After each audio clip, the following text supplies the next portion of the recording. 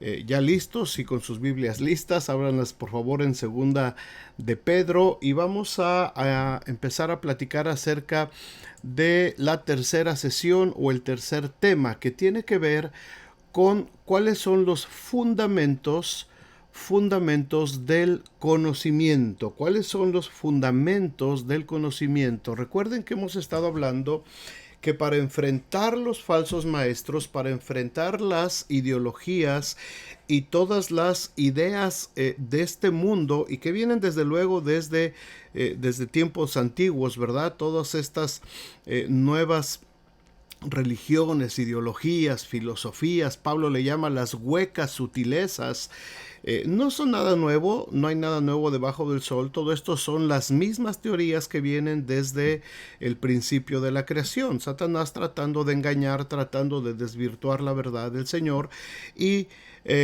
tratando de que la iglesia caiga en ese error. Así es que la base de todo esto, hermanos, la respuesta para todos estos falsos engañadores y falsos maestros es el conocimiento de la palabra de Dios. No hay otro antídoto, ni hay otro atajo, ni camino corto.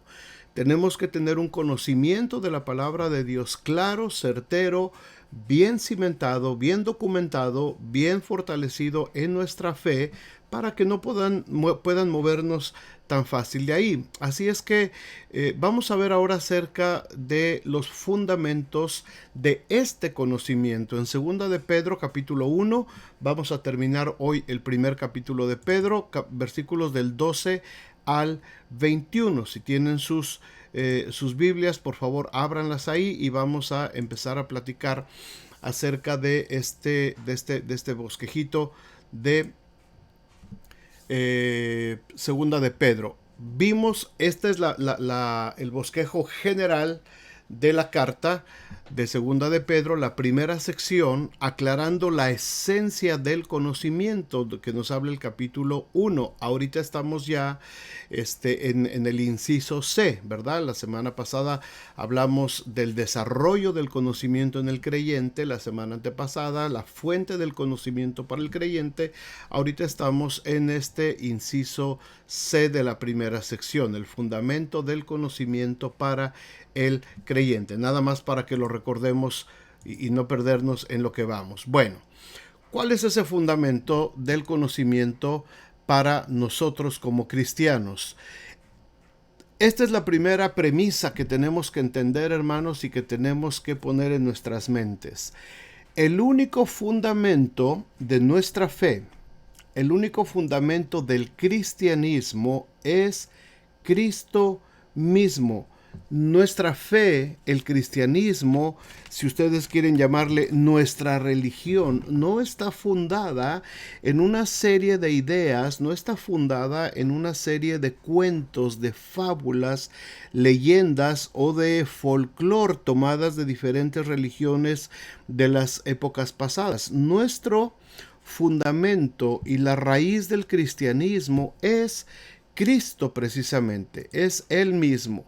Pablo lo dijo en 1 Corintios 3:11, porque nadie puede poner otro fundamento que el que ya está puesto, el cual es Jesucristo. No hay más, no hay más.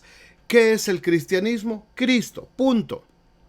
Cuando alguien quiere empezar a arguir y a documentar y a discutir acerca de que, mire, el cristianismo fue fundado por hombres y que tiene que ver con los concilios. No, esto no tiene nada que ver con concilios, ni tiene que ver con la fundación de la religión o de la iglesia institucional, llámese católica, protestante, evangélica, la que ustedes quieran.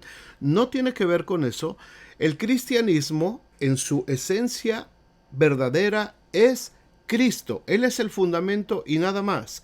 Efesios 2:20 también dice Pablo, edificado sobre el fundamento de los apóstoles y profetas, siendo la principal piedra del ángulo Jesucristo mismo. ¿Qué significa esto, hermanos? El fundamento de los apóstoles y profetas quiere decir que hay un respaldo histórico. No estamos hablando de cuentos, no estamos hablando de fábulas, estamos hablando de un respaldo histórico. A lo largo de miles de años, los profetas anunciaron lo que venía. y los apóstoles fueron testigos presenciales, testigos oculares. Recuerdan que hemos hablado del Evangelio de Juan y de Primera de Juan, cuando Juan está estableciendo lo que hemos visto, es decir, ellos lo vieron, lo que hemos oído y lo que nuestras manos palparon tocante al verbo de vida, Jesucristo. El Evangelio, el cristianismo está entonces, hermanos, fundamentado. La fundación del conocimiento para nosotros radica en Jesucristo y en el testimonio tanto de los profetas del Antiguo Testamento, escuchen esto, del Antiguo Testamento, y ahorita al final del estudio van a entender por qué les hago este énfasis, los profetas que hablaron acerca de el ministerio de Jesucristo y el testimonio fehaciente, el testimonio verídico que pudieron constatar los apóstoles, los discípulos, los primeros creyentes. Por lo tanto, hermanos, en esta primera fase, el cristianismo, en esta introducción, no es un invento de un grupo de personas religiosas, no es una compilación de eventos que un grupo de religiosos se juntaron y dijeron esta va a ser la base y este va a ser el cristianismo. No, el cristianismo es Cristo. Tampoco es una compilación de relatos y leyendas, como mucha gente dice y como muchos falsos maestros han enseñado a lo largo de los siglos, ¿ok? Diciendo que estos solamente son cuentos, que son fábulas. Mucha gente, hermanos, muchos oradores, no predicadores de la palabra, sino motivadores, gente que se ha dedicado a esto de la motivación y la superación personal, muchos de ellos, sin ser cristianos, sin ser creyentes, utilizan las formas, inclusive políticos de todo el mundo, utilizan las formas y utilizan los dichos y utilizan las palabras de Jesucristo para hacerlas embonar dentro de sus mensajes, ya sea motivacionales, políticos, sociales, de lo que sea, y tratan de meterlas ahí como si fuera una fuente de fábulas, de cuentos, de anécdotas, de dichos sabios por alguien. No, eso no es. El cristianismo, hermanos, es Cristo. Es el logos viviente, la palabra de Dios, la palabra de vida, la palabra que creó los cielos y que creó todo el universo de la nada, de lo que no existía, de lo que no se veía. Fueron creados los cielos y la tierra por esta palabra, por Jesucristo siendo el Hijo de Dios. Así es que el cristianismo, hermanos, y esto por favor todos tengámoslo muy cerca y muy dentro de nuestro corazón. Nuestra fe no es una compilación, no es un conjunto de relatos y de leyendas. Nuestra fe descansa, el fundamento de nuestro conocimiento descansa en Jesucristo, y tampoco es una mezcla de religiones pasadas. Nuestro cristianismo no es un sincretismo de religiones pasadas. No estamos nosotros mezclando tradiciones actuales, no estamos mezclando dioses de este siglo o dioses prehispánicos o dioses de otro tipo, no los estamos intercalando con nuestra fe. Tenemos que tener mucho cuidado. Muchas religiones a lo largo del mundo, no solamente la católico-romana, muchas religiones se han formado a base de sincretismos, es decir, de mezclar las creencias y las leyendas populares de una sociedad, de una comunidad, y adaptarlas al cristianismo. Nuestro evangelio no es una adaptación. Nuestro evangelio no tiene que ver con que ahora en lugar de que se llame Tonantzin, ahora se va a llamar la Virgen María, de que en lugar de llamarse Quetzalcóatl, ahora se va a llamar Jesucristo, de que en lugar de llamarse cualquier otro tipo de nombre, ahora le vamos a poner un nombre cristiano. Nuestro evangelio, el cristianismo, no tiene que ver con el sincretismo de ninguna otra religión. ¿Cuántos dicen amén a esto? Gracias por estar pendientes. Si quieren poner ahí algunos amenes, está bien. Este es el fundamento del creyente. Esta es nuestra introducción. Ojalá lo podamos entender esto como lo estoy explicando. Entonces, Pedro, a lo largo de este tema que vamos a ver hoy, de los versículos 12 al 21 del primer capítulo, está preparando a la iglesia para las burlas, para la persecución de los que iban a ser objeto. Así es que Pedro empieza a predicar, Pedro empieza a alertar a la iglesia y les dice que cuidado, tenemos que tener muy en mente este fundamento que ha sido puesto por Jesucristo. Ahora, vamos a ver primero cuál es la parte apostólica de esta presentación de Pedro. ¿Por qué Pedro tiene la autoridad? ¿Por qué Pedro habla con esta autoridad acerca de este fundamento, del conocimiento que nosotros debemos de tener? Primero veamos cuál es la pasión. ¿Qué es lo que le apasionaba al apóstol Pedro? En el versículo 12 dice: por esto yo no dejaré de recordaros siempre estas cosas, aunque ustedes ya las sepan y estén confirmados en la verdad presente. Fíjense bien lo que está haciendo aquí Pedro. Pedro está declarándole a los creyentes, a los que están leyendo su carta, que él, en el tiempo que le resta, no va a dejar de estar recordando siempre, dice, estas cosas. ¿Por qué lo repite Pedro? Porque a lo largo de los siglos, hermanos, sabemos que la repetición es la base de la enseñanza. Muchos de ustedes, les voy a decir un secreto, bueno, no es secreto, muchos de ustedes ya se han dado cuenta. Hay muchas expresiones y muchas verdades y muchas enseñanzas que yo repito constantemente a lo largo de mis predicaciones, ¿verdad? A veces lo repito de una manera, lo repito de otra manera y muchas veces de la misma manera. Yo repito mucho dentro de las diferentes series que vamos teniendo de estudios bíblicos y de predicaciones. Muchas veces yo repito la misma enseñanza 3, 4, 5, 10 veces. ¿Por qué? Porque solamente escuchando muchas veces una verdad podemos nosotros entenderla y captarla. Muchos no la captan a la primera, pero a lo mejor la van a captar a la tercera, a la cuarta, a la quinta, a la 10ª vez que la escuchen, les va a caer el 20, ¿verdad? Y muchas veces me doy cuenta de eso, porque a lo largo de ya 30 años de estar enseñando la palabra de Dios, me doy cuenta que mucha gente, después de mucho tiempo de estar escuchando, es que empieza a entender algunas verdades. Así es que Pedro le pasa lo mismo exactamente, y a Pablo también, lo decía ahorita, lo vamos a ver.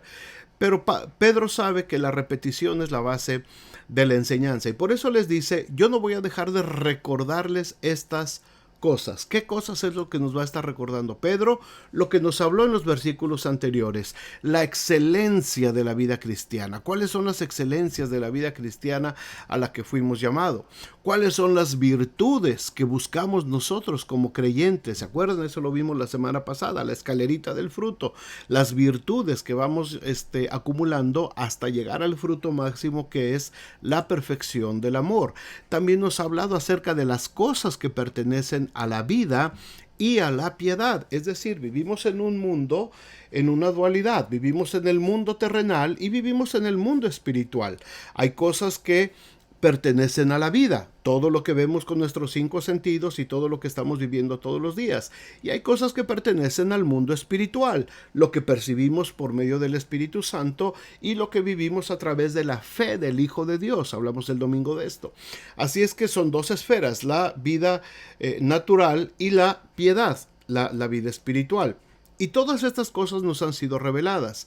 Por eso, dice Pedro, yo no voy a dejar de recordarles siempre estas cosas. Estas cosas son importantes. ¿Por qué?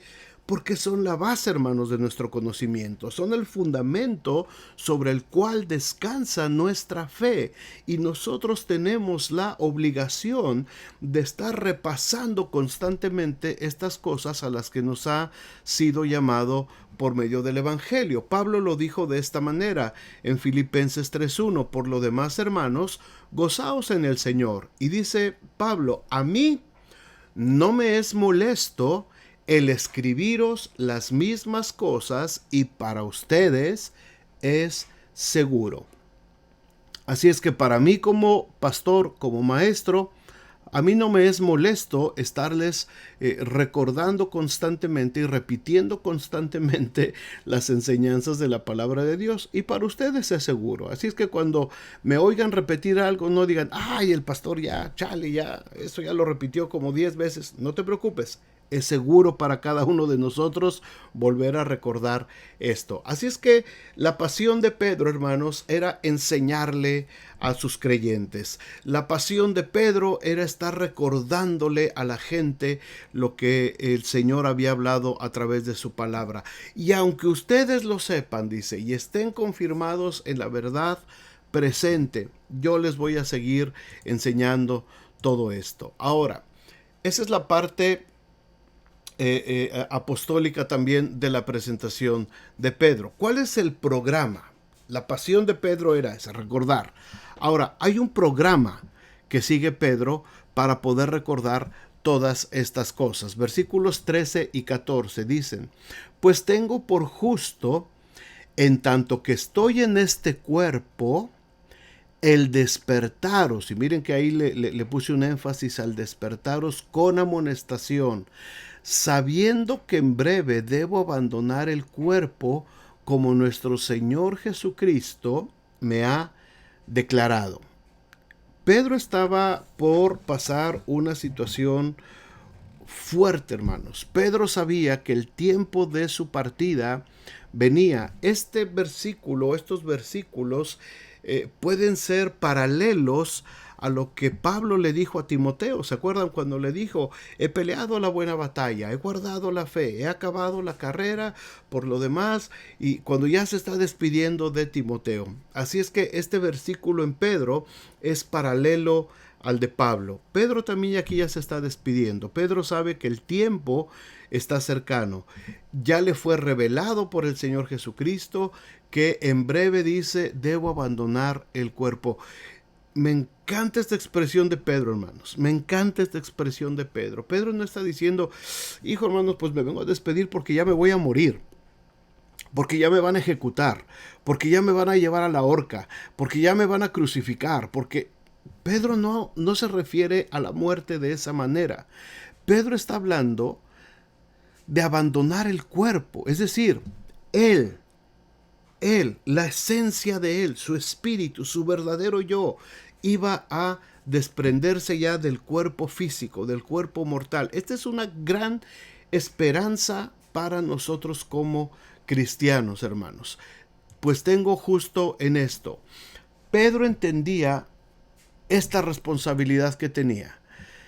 La palabra despertaros que está usando aquí Pedro, hermanos, es la misma palabra que se usa en el idioma griego y que se encuentra en Juan 6:18, dice, cuando se levantó el mar. Aquí lo podríamos traducir, cuando se despertó el mar por un fuerte viento. Lo que está diciendo aquí Pedro no es un despertaros como cuando te despiertas así suavecito en la mañana. No es como cuando pones tu despertador para que te despierte. Lo que está hablando aquí Pedro es de un despertar con violencia, es un despertar sacudiéndote. Es como cuando está sucediendo algo, hay una emergencia y tú estás durmiendo y alguien viene en tu casa, ¿verdad? Y te dice, hey, levántate, despiértate porque está pasando algo y tenemos que salir de la casa. Ese despertar con angustia, ese despertar con agitación. ¿Por qué? Porque se estaba levantando un fuerte viento en el caso de Juan 18. Y Pedro está diciendo esta misma palabra, la tenemos diferente en nuestra Biblia, pero en el griego, de acuerdo al libro que tenemos, es la misma palabra que se usa de despertar de esa manera con violencia, de despertar como con angustia por algo que va a suceder. Así es que dice Pedro, dice, yo les tengo que despertar con amonestación. ¿Por qué? Porque yo sé que mi tiempo ya está cercano.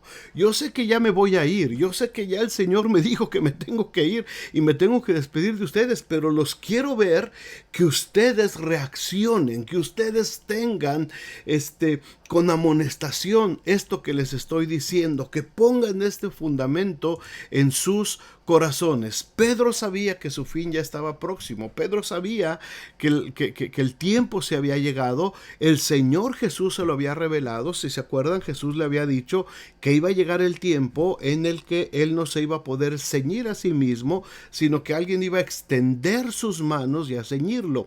Y dice el Evangelio, diciendo de qué manera, en Juan 21, 18 a 19, dando a entender de qué manera había de glorificar al Señor Jesús con su muerte. Así es que dice la tradición, no lo dice ya la Biblia, pero Pedro murió crucificado, y dice que fue crucificado de una manera inversa. Cuando venga ya el tiempo, en breve, dice aquí Pedro, sabiendo que en breve, es decir, de una manera repentina, yo no sé si va a ser hoy o mañana, al rato, no sé cuándo va a ser, pero va a ser en breve. En breve, yo, Pedro, voy a abandonar este cuerpo. Hermanos, entendamos este concepto, por favor. Entendamos este concepto, porque tanto para nosotros como para nuestros seres amados, cuando nos despedimos de ellos, cuando un ser amado nuestro fallece y ya se fue, él ya no está ahí. El cuerpo no somos nosotros. El cuerpo es solamente el estuche donde estamos nosotros, y el cuerpo es el que nos ayuda a comunicarnos con el exterior a través de nuestros sentidos, y de todos nuestros miembros podemos comunicarnos con el mundo exterior. Pero nosotros, el verdadero yo, es el ser espiritual, el aliento de vida que Dios sopló en nuestra nariz y que nos dio vida realmente. Así es que nosotros, hermanos, cuando abandonemos el cuerpo, no podemos decir cuando me muera, ¿verdad? Porque yo ya tengo vida eterna en Cristo Jesús, porque el Señor ya me dio vida eterna. Mi cuerpo se va a quedar, lo voy a abandonar, pero yo voy a tener vida eterna en Cristo Jesús. ¿Cuántos dicen amén a eso? Muy bien, vamos adelante. La parte apostólica también de la presentación de Pedro nos presenta cuál es el propósito de Pedro. En los siguientes dos versículos, dice el 15 y el 16.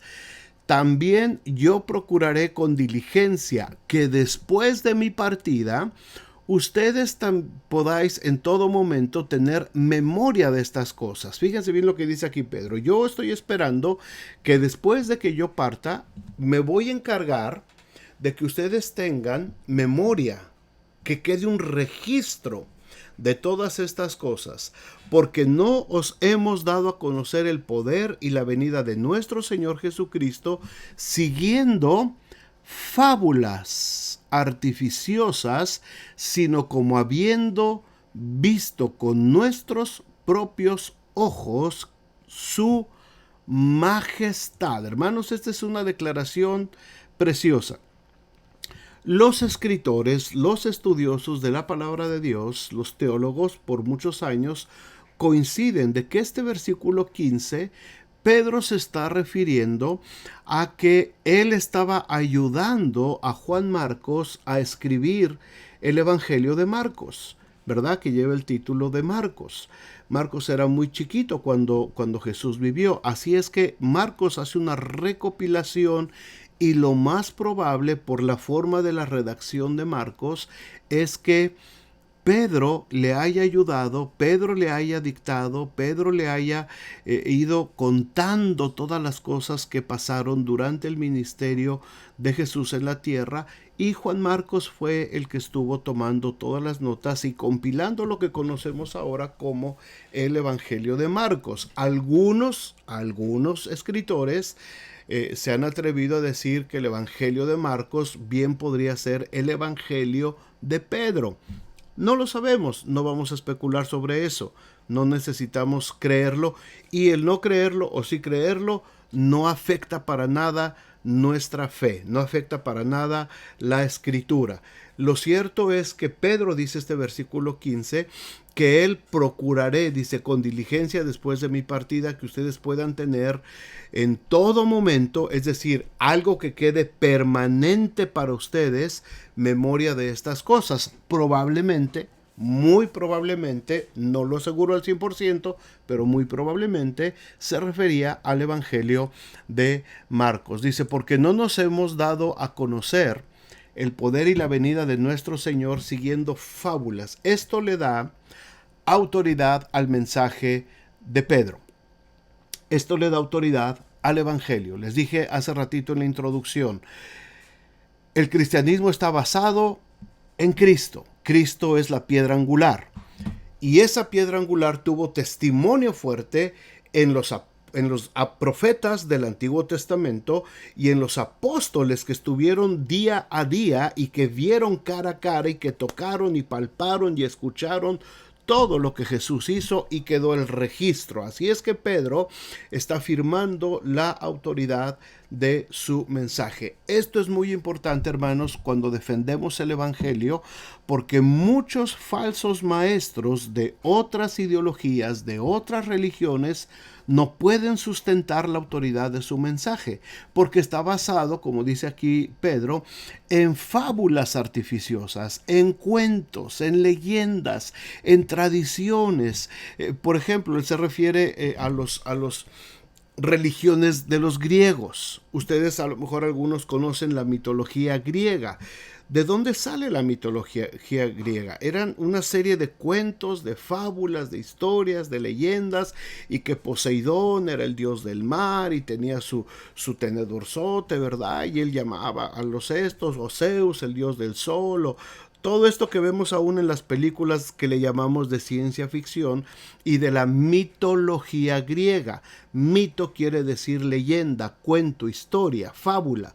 Así es que la mitología griega, la religión egipcia, la religión persa, la religión mexicana, la religión inca, maya, están fundadas en todo este tipo de mitologías. El cristianismo está fundado en Cristo y en el testimonio fehaciente, el testimonio verídico, tanto de profetas como de los apóstoles. Amén. Amén. Vamos adelante. La parte apostólica de la presentación de Pedro también nos da el propósito de Pedro. Versículos 17 y 18. Pues cuando él recibió de Dios Padre honra y gloria, se refiere a Jesucristo, le fue enviada desde la magnífica gloria una voz que decía: este es mi Hijo amado, en el cual tengo complacencia. Y nosotros oímos, dice Pedro, esta voz enviada del cielo. No me la platicaron, no me lo contaron, no es un cuento, ni es una historia, ni es una fábula que escuché por ahí. Yo la escuché, dice Pedro. Nosotros, tanto Juan como Santiago que estaba con él, oímos esta voz enviada del cielo cuando estábamos con él en el monte santo. Se refiere, por supuesto, a la experiencia del monte de la transfiguración de la que él fue testigo, cuando vio cómo el rostro del Señor Jesús resplandeció de una manera sobrenatural y al mismo tiempo aparecieron junto a él. Dice que estaban Moisés y Elías. ¿Se acuerdan de esta escena? Entonces Pedro está refiriendo esto. Dice, yo lo vi. Yo vi la gloria del Señor y yo escuché la voz del cielo que dijo: este es mi Hijo amado, en el cual tengo complacencia. Cuando Jesús es bautizado por Juan el Bautista en el Jordán y sube de las aguas, es la misma voz que se vuelve a escuchar otra vez. Se vuelve a escuchar la voz del Señor diciendo las mismas palabras. En Juan también, cuando vienen unos gentiles buscando a Jesús, también se oye la misma voz que dice: este es mi Hijo amado, a él oíd. Así es que cuando recibe honra y gloria de parte de Dios, se escuchó esta voz y dice Pedro: nosotros fuimos testigos. Nosotros oímos esta voz que venía del cielo. Vamos adelante. La parte profética ahora de la presentación de Pedro. Ya vimos la parte del apóstol, ¿verdad? Donde él declara lo que es, él declara la autoridad que tiene, declara su preocupación, su amor, el deseo que tiene de que los creyentes puedan continuar escuchando el mensaje del Señor. Y ahora viene la parte profética de Pedro en estos tres versículos. Versículo 19 dice: tenemos también la palabra profética más segura. Y aquí vamos a ir poco a poco. La parte profética más segura, a la cual hacéis bien en estar atentos, como a una antorcha que alumbra en lugar oscuro, hasta que el día esclarezca y el lucero de la mañana salga en vuestros corazones, entendiendo primero esto, que ninguna profecía de la Escritura es de interpretación privada, porque nunca la profecía fue traída por voluntad humana, sino que los santos hombres de Dios hablaron siendo inspirados por el Espíritu Santo. Por el Espíritu Santo. Ok, vamos a ver rapidito estos tres versículos. ¿Están ahí, hermanos? Denme algo de señales de vida por ahí, porque los veo muy tranquilitos, muy quietecitos. Déjenme saber que andan por ahí. Ok, bueno. Ojo con esto. Estamos en nuestro tema principal. No nos hemos perdido de ahí. Estamos viendo cómo enfrentar a los falsos maestros. Este punto, esta sesión 3, nos está hablando de que el fundamento del conocimiento es lo que nos va a ayudar a enfrentar a estos falsos maestros. Ahora, está diciendo aquí Pedro, tenemos también la palabra profética más segura. ¿A qué se está refiriendo Pedro con la palabra profética más segura? A todo el sustento profético que se habló acerca de la venida de Cristo, acerca del ministerio de Cristo, acerca de la obra salvífica de Jesucristo, acerca de la resurrección de Jesucristo, acerca de la exaltación de Jesucristo, acerca de todo lo que tiene que ver con el ministerio de Cristo. Todos los profetas antiguos hablaron acerca de esto. Desde Génesis 3:15 ya está la promesa de la redención de la humanidad. Y a lo largo de todo el Antiguo Testamento vemos cómo se desarrolla la historia de Israel como un instrumento. Israel es un instrumento por el medio del cual el Señor iba a traer luz a toda la humanidad. Así es que hay una palabra profética segura. ¿Tenemos que apoyarnos en los profetas? Por supuesto que sí. Tenemos que saber lo que dicen los profetas, claro. Tenemos que ir conociendo cómo se fue desarrollando el desarrollo de la profecía hasta llegar a Jesucristo. Y dice aquí Pedro, haces bien en estar atentos, Y pone un ejemplo muy, muy peculiar, como una antorcha que alumbra en lugar oscuro. Hermanos, el lugar oscuro al que se refiere ahorita aquí Pedro es la perfecta descripción de lo que representa el mundo para nosotros ahora. Estamos en un mundo que es oscuridad. Estamos en un mundo lleno de tinieblas. La única luz confiable que tenemos, hermanos, es el conocimiento de la palabra de Dios. No los dichos, no los cuentos, no las fábulas, no solamente lo que cantamos por acá, por allá y una predicacioncita por ahí de vez en cuando. Hermanos, estamos viviendo en oscuridad. Todos los días, ustedes, yo, nos enfrentamos a un mundo de oscuridad. Nuestros hijos se están enfrentando a un mundo de oscuridad. Y a menos que la palabra de Dios se convierta en la luz que alumbre nuestro camino, vamos a tropezar, nos vamos a caer, nos vamos a lastimar y nos podemos perder. ¿Por qué? Porque a veces dejamos de lado la luz que es el Evangelio. Y aquí está hablando Pedro acerca de esto. Y por lo que vimos antes, lo que les dije, Pedro está ansioso y él quiere dejarnos este testimonio y quiere estar seguro que nosotros lo estamos entendiendo, como una antorcha que alumbra en lugar oscuro. Ustedes han estado muchas veces, saben lo que es un lugar oscuro, saben cuando se va la luz y quedamos en completa oscuridad. ¿Qué es lo que sucede? Pues andamos a tientas y no sabemos para dónde y corremos el riesgo de tropezar y de lastimarnos. Exactamente es lo mismo la vida del creyente que anda sin la luz de Cristo. No podemos apagar la luz del Señor ni por un momento, hermanos, ni por un momento la podemos apartar de nuestras vidas, porque estamos en riesgo de tropezar y de caer. ¿Hasta cuándo podemos apagar esa luz? Ahí mismo lo dice Pedro. Fíjense bien lo que dice aquí. Dice, ¿hasta qué? ¿Hasta qué? Tengo que llevar mi antorcha alumbrando hasta que el día esclarezca y el lucero de la mañana salga en vuestros corazones. ¿Qué palabra tan hermosa habla aquí Pedro, ¿no? ¿De qué manera tan padre ilustra esto Pedro? Está hablando, por supuesto, de la venida del Señor Jesús. Cuando el día esclarezca es cuando escucharemos la trompeta final y cuando entonces iremos con el Señor y estemos con el Señor y podamos reunirnos con el Señor.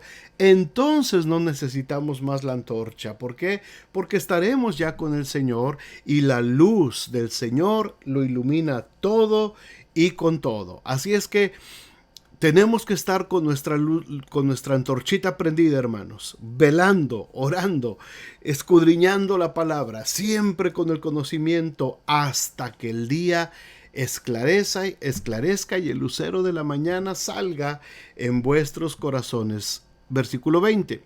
Entendiendo primero esto, que ninguna profecía de la Escritura es de interpretación privada.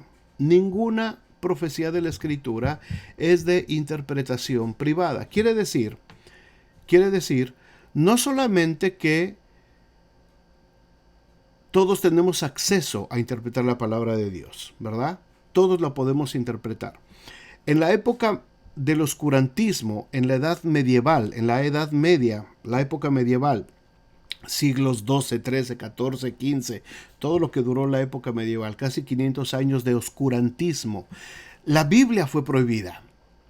La Biblia estuvo totalmente prohibida. La Biblia estuvo oculta. La Biblia estuvo porque la gente que controlaba la religión, no la verdad del Evangelio, la religión, la gente que controlaba la religión, decía que los mortales comunes y corrientes no tenían posibilidades de poder leer la Biblia, que era peligroso que alguien leyera la Biblia por sí mismo, que solamente ciertos iluminados, solamente ciertas personas tenían poder para interpretar la Biblia, y por eso se escondió la Biblia de todos lados. Nadie tuvo por siglos, hermanos, acceso a los escritos divinos, porque había una manipulación y un control autoritario sobre lo que decía la Biblia. Así es que tú estabas a expensas de que si el sacerdote, el monje, el fraile decía,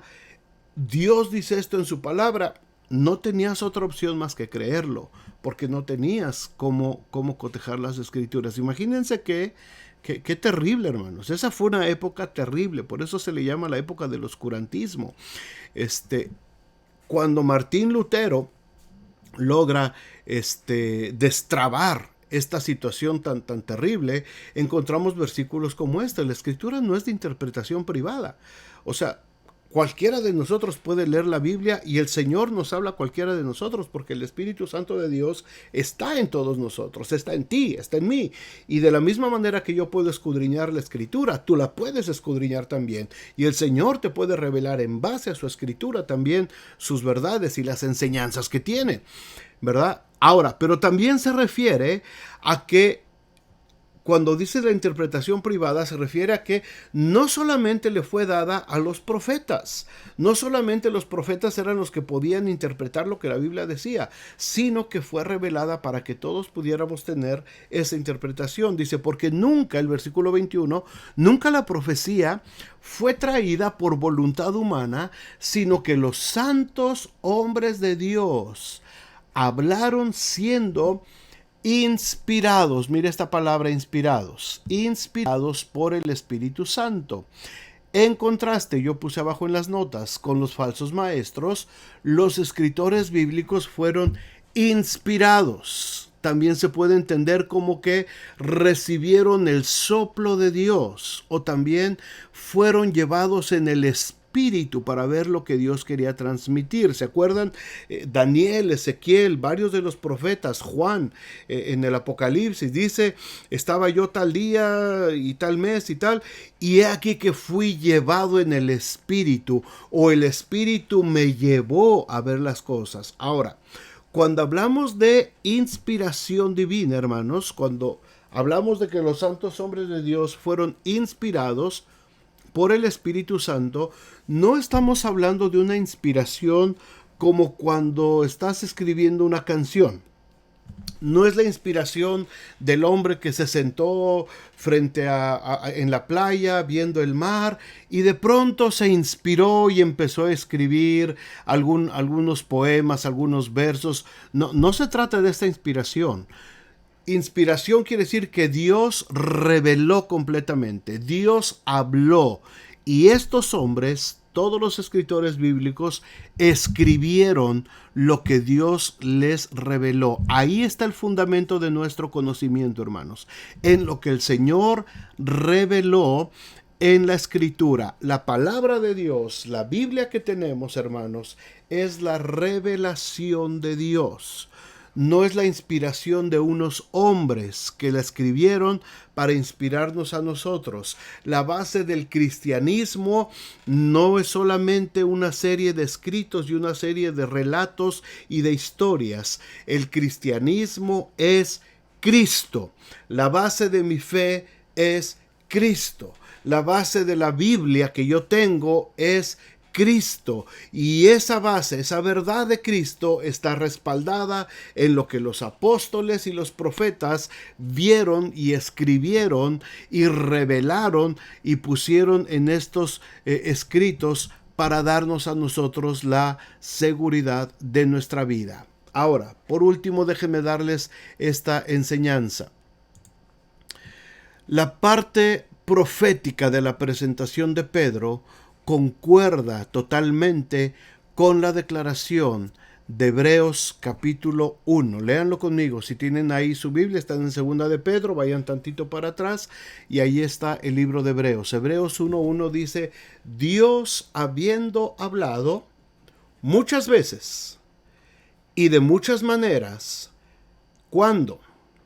¿Cuándo? Esto es lo importante, hermanos. Por favor, escúchenme esta enseñanza. En otro tiempo a los padres, ¿por medio de quién? De los profetas. A nuestros padres, a nuestros ancestros, dice Hebreos, el escritor de Hebreos, les habló por medio de los profetas. En estos postreros días, dice el escritor de Hebreos, nos ha hablado por el Hijo, a quien constituyó heredero de todo y por quien asimismo hizo el universo. Hermanos, quiero que les quede esta enseñanza, por favor, en sus corazones. Estamos en el tema de cómo enfrentar a los falsos maestros. La revelación de Cristo está completa. Si lo pueden repetir conmigo ahí en sus casas, por favor háganlo. Es importante que lo declaremos. La revelación de Cristo está completa. No debemos de hacer caso a los profetas de este tiempo que dicen que soñaron.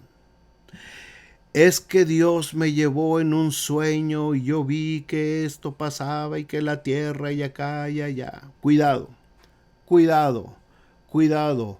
Muchos de estos falsos maestros han salido por el mundo y están en el mundo y están metiendo todo este tipo de falsas revelaciones. Pero es que es un prestigiado maestro, es que es un prestigiado escritor bíblico, es que es un hombre muy conocido, muy reconocido, y por eso, no. Dios nos habló en otro tiempo por medio de los profetas. Ellos hablaron y ellos escribieron acerca de todo lo que el Señor les reveló. La profecía siempre apunta a Jesucristo y Jesucristo cumplió las profecías, y lo que necesitamos saber del futuro que todavía nos espera, el Señor ya lo reveló en su palabra. El Señor habló ya por medio del Hijo, a quien constituyó heredero de todo y por quien asimismo hizo el universo. Yo no necesito que ningún profeta en este tiempo me venga a traer una revelación nueva. Si el Señor dijo que yo no tengo por qué estar especulando sobre los tiempos y las sazones de los tiempos que el Padre puso en su sola potestad, yo no tengo que estar prestándole oídos a hombres, mujeres que dicen: es que ayer Dios me reveló, yo me veía en un sueño y el Señor me llevó a Jerusalén y el Señor me llevó al infierno y el Señor me llevó acá y yo veía muchos pastores y yo veía muchos cristianos. No, hermanos, no nos dejemos engañar, por favor, por estos falsos maestros, por estos falsos profetas. Cuidado. Tenemos una revelación profética segura, dice Pedro. Aquí está la seguridad, en el conocimiento de quién es Jesucristo. Y lo que necesitamos saber de Jesucristo ya fue revelado a nosotros a través de la palabra de Dios. No necesito que ningún profeta me venga a decir algo nuevo.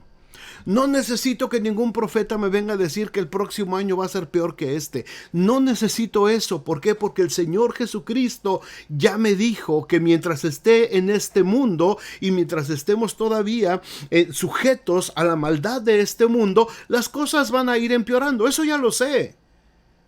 Yo no necesito que ningún maestro, ningún falso profeta me venga a decir las cosas que el Señor ya me lo dijo. Y muchos cristianos se las creen, hermanos. Muchos cristianos también se prestan a este tipo de fábulas. Y ahí estamos compartiendo en las redes y estamos: ay, mira esto, ay, mira aquello, mira lo que está diciendo este. Hermanos, no hagamos caso a los falsos maestros, a los soñadores de sueños. Nuestro cristianismo, la base del conocimiento que tenemos, no se basa en sueños, no se basa en fábulas, no se basa en historias, en leyendas, en cuentos, en experiencias extrasensoriales que alguien haya tenido. Nuestro cristianismo se basa en Cristo. Él es la base, Él es la fuente, Él es el cimiento sobre el cual está establecida nuestra fe. Y fuera de Cristo, fuera de las enseñanzas de quién es Él y de lo que ya nos dejó claro, nadie tiene que venir a enseñarnos nada. Porque el Señor ya nos lo reveló. Porque el Señor ya nos los dijo, porque Él ya nos dejó en su palabra lo que vamos a hacer y lo que tenemos que ser. El Señor ya dijo todo lo que tenía que decir. La revelación ahora está completa. Dios no le está revelando nada a nadie en este tiempo, por la simple y sencilla razón que si el Señor le está revelando ahorita a alguien algo que no nos reveló, el Señor estaría invalidando la perfecta revelación de Jesucristo. ¿Ustedes creen que el Señor se va a contradecir? ¿Ustedes creen que el Señor se va a desdecir de lo que nos enseñó? En otro tiempo nos habló por medio de los profetas, porque todavía no estaba la revelación, porque todavía no se había cumplido la revelación perfecta de Jesucristo. Pero en este tiempo nos ha hablado a través del Hijo, a través de Cristo Jesús, a través de la revelación que nos dio en Cristo Jesús. Ya tengo lo que yo necesito saber. No necesito que nadie me venga a decir nada más.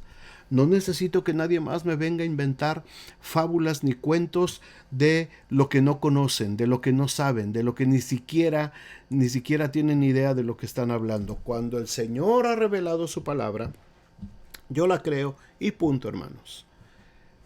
Ay, es que fíjate que ahora esto parece ser que ya estamos oyendo que en Jerusalén se está construyendo no sé qué cosa y parece ser que por ahí viene la cosa. ¡Ey, ey! Señor, ¿restaurarás el reino a Israel en este tiempo? No os toca a vosotros saber las sazones o los tiempos que el Padre puso en su sola potestad.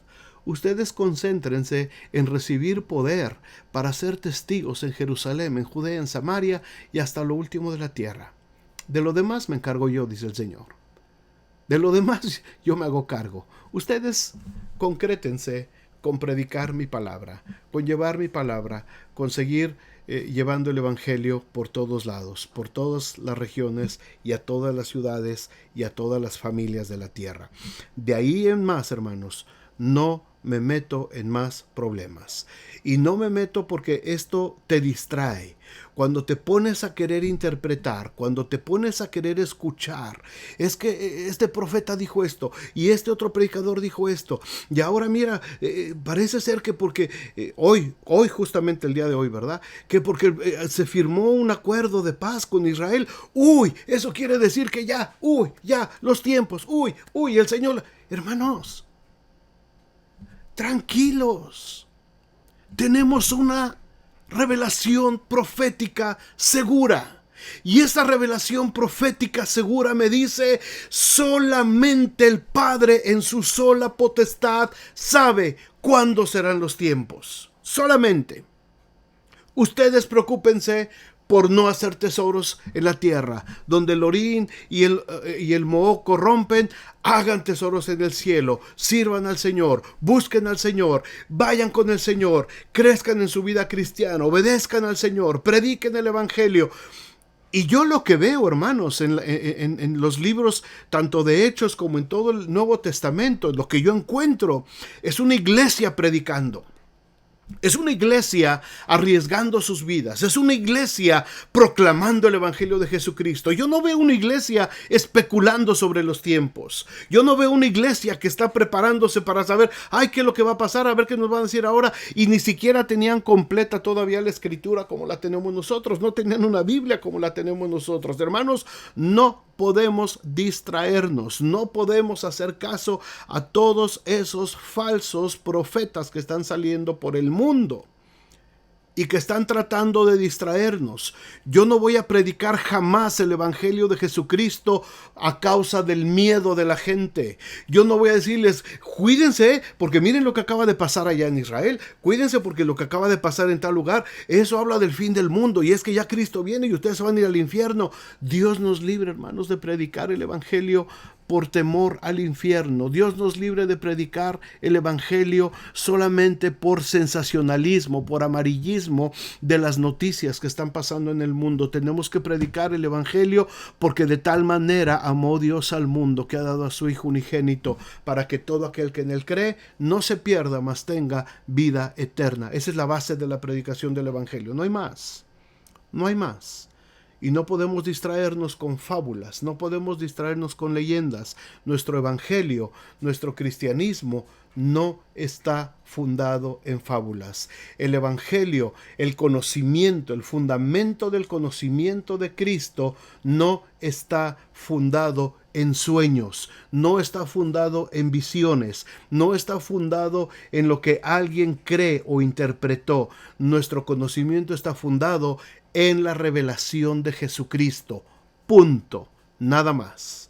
Si Cristo lo dijo, así va a suceder. Si Cristo dijo no te metas en eso, no te metas en eso. Si Cristo dijo eso solamente le compete al Padre, déjalo en manos del Padre. Si Cristo dijo tú sigue caminando por este camino, tú síguelo haciendo. Si Cristo dijo tienes que estar pendiente de esto, ahí estamos pendientes. Pero jamás nos mandó a especular sobre ninguno de los tiempos. Y cada vez que viene una situación en el mundo, hermanos, como la que estamos viviendo ahorita, Cada vez que vienen situaciones difíciles, empiezan a salir muchos profetas, muchos que tuvieron sueños, que tuvieron revelaciones, hermanos. Nosotros no hacemos caso de todo eso. Yo ya tengo una revelación, y la revelación para mí se llama Jesucristo. De ahí en adelante lo que pase, eso es asunto de Dios. ¿Va a pasar? ¿Cuándo? No sé. Y si pasa hoy, o si pasa mañana, o si pasa en 10 años, o en 20, no sé. Ese es asunto de Dios. Eso ya no es mi asunto. Yo estoy solamente en lo que diga el Señor Jesucristo. Amén. Amén. Gracias, hermanos. Gracias por su atención en esta tarde. Vamos a orar para despedirnos.